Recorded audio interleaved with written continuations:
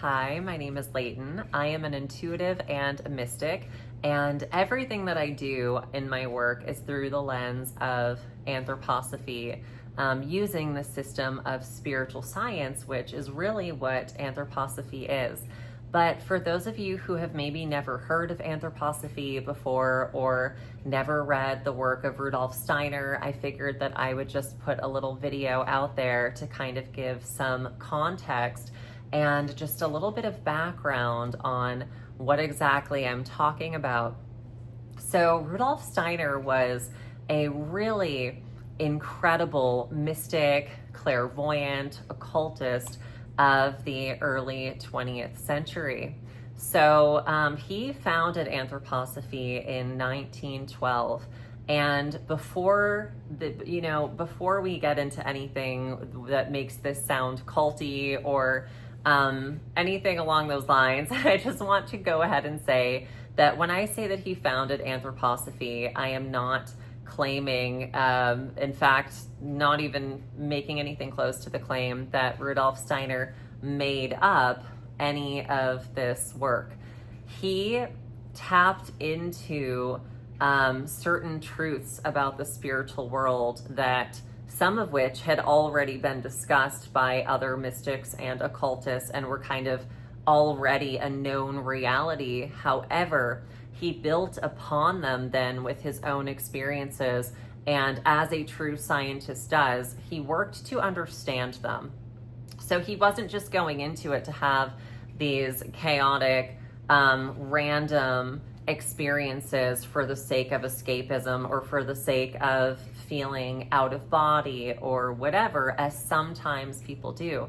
And especially during that time, there were a lot of sensationalists in the mystical and occult communities, much like we see today in our current society. However, there is a way to approach spirituality like it's a science. And so that's what Rudolf Steiner did, is the way that his mind worked, the way that he approached spirituality was very experimental. And honestly, I think that's very incredible. So he sought to test everything, not just for the sake of testing it, and not from a place of nihilism necessarily or skepticism, but because he believed that everything should be practical and applicable and measurable, which is something that I very strongly believe, and I specifically use that terminology when I'm describing spiritual science, because that is what science is. Science is not a combination of random opinions or things that we've experienced that we kind of throw together that only really apply to us. In order for something to be a science, it needs to be applicable as a whole. It needs to be true for everyone who approaches it that way, meaning that when we approach spirituality or inner development in a certain way, it needs to be repeatable. And that is what makes it science. So he was going into the astral world and having these clairvoyant experiences. And instead of just using those experiences as some cool thing to experience, he was going into it and saying, what can I derive from this that tells me about its nature? What context exists that is surrounding this? You know, what's the background? Where does this come from? What mechanism is this? What purpose does it serve? And so that is how he approached everything. And he gathered all of his findings, and they weren't just this body of work that we can then go and interact with and share with other people in the sense of schooling or conversations or anything like that. But he also found ways to apply them in ways that were going to help people in terms of their physical health and in terms of food and gardening, and he was the creator of biodynamic gardening and all of these. We had all of these fascinating technologies and inventions that really stemmed from his work. And that is what makes him such an incredible teacher, is that his work lives on today, not because he was just some incredible person and mystic and clairvoyant, but also because his entire life was to be a vessel to communicate and bring forth certain technologies and innovations that were actually going to impact us in a positive way for the rest of forever, which is really great. And the thing that I also especially love about Rudolf Steiner, and just to backtrack for a second, there are a lot of people who approach anthroposophy in a very religious or dogmatic way. However, Rudolf Steiner himself warned against this. And he spoke of anthroposophy as a system of development, specifically inner development, that we use to deepen our intuition and to know ourselves more, to build our connection with God, to build our character development, and to further our spiritual evolution. But he specifically talks about and repeatedly highlights the importance of our own intuition, our own development, and building upon that, strengthening that, which includes things such as discernment. And discernment can't be grown. It can't flourish when we are operating with everything around us from this place that is very dogmatic and restrictive, and viewing Rudolf Steiner as though instead of being a teacher or a guide, he was actually some sort of god, because that is the complete opposite. He does not want us to treat him like a god or a guru or anything like that.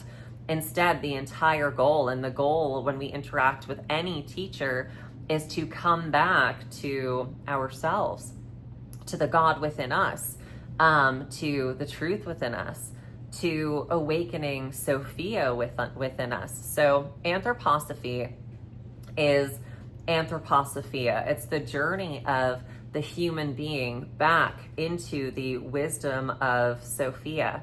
So who is Sophia? I have written down some of my favorite excerpts from Isis, Mary, Sophia, which is just a collection of lectures that Rudolf Steiner gave on this subject specifically. And some of the things he says about Sophia: she is, to mention a few of her titles, the Mother of God, the Mother of Humanity, the Soul of the World, the Holy Spirit, and the Goddess Natura. She is also the human soul. And then also, Sophia is life, the life of the Spirit. She is the common life of the Trinity, as she is the common life of creation. Thus, Sophia is twofold, divine and creaturely. As twofold, she ensures the presence of holiness, that where there is life, there is spirit. At the same time, she ensures the unity of creation and the uncreated, for there is but one life. Present in both divinity and creation, she is the indissoluble bond and mediator between them. She is the means or way by which divinity bodies forth in creation, as the container or receptacle, as well as the unity of the divine ideas. She is divine wisdom. So Rudolf Steiner, through Anthroposophy, gave us a path, a structured, practical, applicable, measurable path to our own inner development that is essentially the path back to Sophia. I personally like to think of Sophia as this internal garden that we return back to. And in the beginning, maybe we're approaching this and the garden is completely desolate, and it's covered in weeds, and it's dark, and it's empty, and it has lost life. If you have ever seen the movie The Secret Garden or read the book The Secret Garden, this is a fantastic analogy for, and I honestly would recommend any person to read the book or watch the movie, whatever resonates more with you, or maybe do both, because it's really a fantastic analogy for coming back to Sophia within and the path that that takes, which I am going to talk about more in future videos. So Rudolf Steiner offers us this system for development that is a science.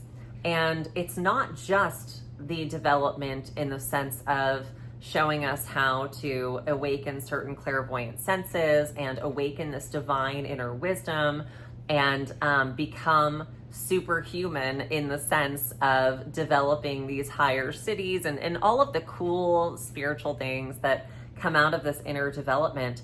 But it also refines us as a human being to the absolute highest degree the more that we immerse ourselves into this work. And that is because the work itself is imbued with Sophia. It's imbued with the Holy Spirit. So the more that we interact with it, the more that we put ourselves into this relationship with it, is how I like to think of it. The more that we are consciously engaging in this relationship with God, with the Holy Spirit. And that is something that should be made conscious. So anytime we interact with anything, regardless of what it is, any body of work, any song, any movie, any person, we want to ideally have the understanding that whatever forces are alive or dead within that thing or that being or that expression are then in turn working upon us. And by working upon us, what I mean is that they start to change our quality. So we have a certain quality about us, and the things that we engage with can kind of tune it like a tuning fork and bring us into a more refined, higher quality. Or sometimes it can trigger these lower astral things that come from a place of pain or come from a place of trauma, and that can kind of seep into our system and change our quality in a negative way. We need to be very mindful and very aware of the things that we're interacting with, the people that we're interacting with, but specifically the spiritual content that we indulge in and that we choose to take on, because that is going to have a direct impact on our spiritual development far beyond just simply having an opinion on something or feeling that something is resonant. So when it comes to checking whether or not something actually is a science, I love to look at the fruits of the Spirit, which is a biblical concept that to me is applicable in every area. And the Bible actually does have a very close relationship with anthroposophy, because anthroposophy is a form of Christology. And this Christology is non-religious, it's non-dogmatic.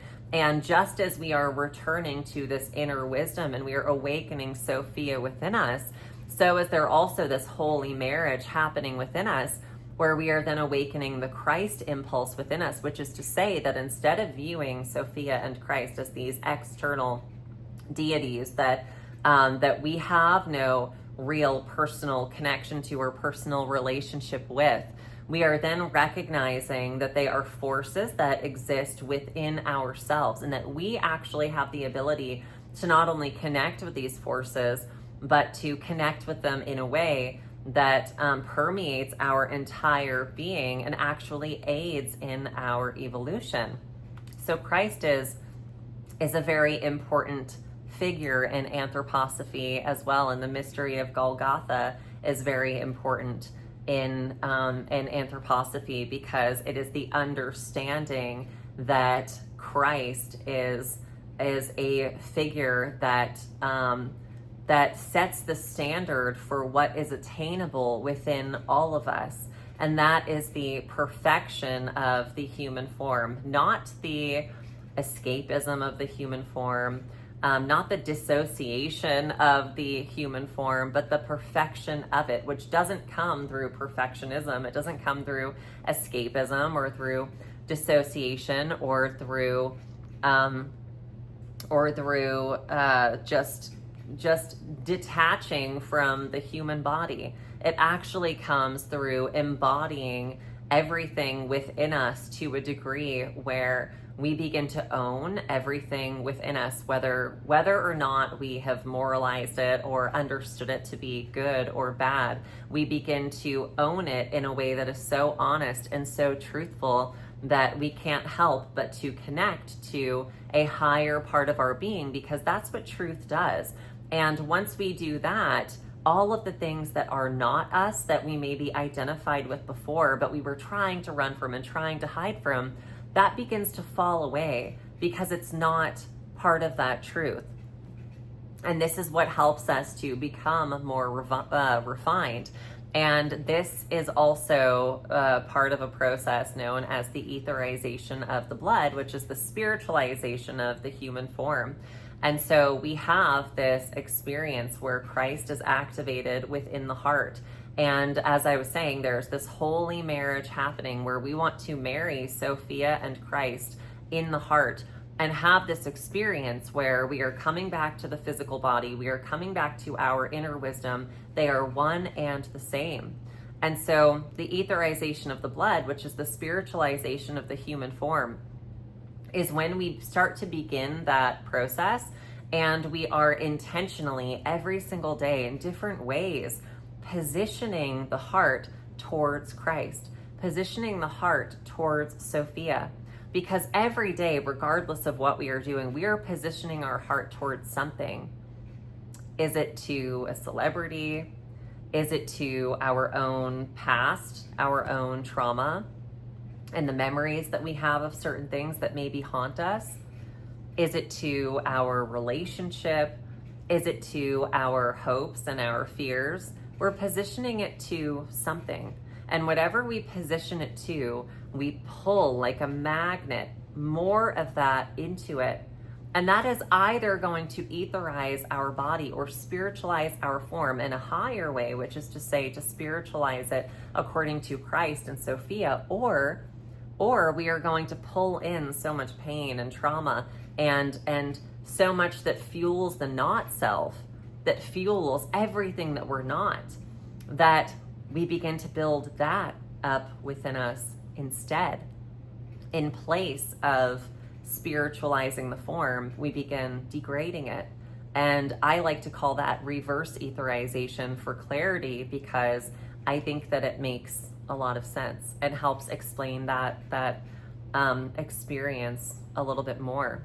So anthroposophy to me is about alchemy and about discipline and structure, and how we can combine these things in a completely non-dogmatic, non-religious way to see real results. Not just to jump in the new age, which is what I did after leaving a highly religious, highly dogmatic upbringing. I then left and jumped into the new age, and I had some very fascinating, very interesting, very cool experiences, but they fell flat often. There was no real fruit. Maybe in the moment I felt at peace. Maybe in the moment I felt happy or ecstatic even. But what happened after? What did my life look like? I still felt stuck. I still felt stagnant. I still felt like I was in so much pain. And it was like being in this pit, and I was trying to climb out of the pit. And every time I would try to climb out of the pit, it was like I was pushed down, and I was pushed down, and I was pushed down. It felt like I wasn't getting anywhere. And that's because I wasn't interacting with spirituality as a science. I didn't even know that was a real thing that you could do. So for me, anthroposophy is so meaningful, not because I think it's intelligent and interesting, but because it's changed my entire life. It's changed the way that I interact with myself and with God and with the world and with everything. And it has brought so much beauty into my life to know and understand that spirituality is a science. And it's because it's a science that it then works when applied in homeschooling or with food or in biodynamic gardening or all of these other ways that Rudolf Steiner has influenced us.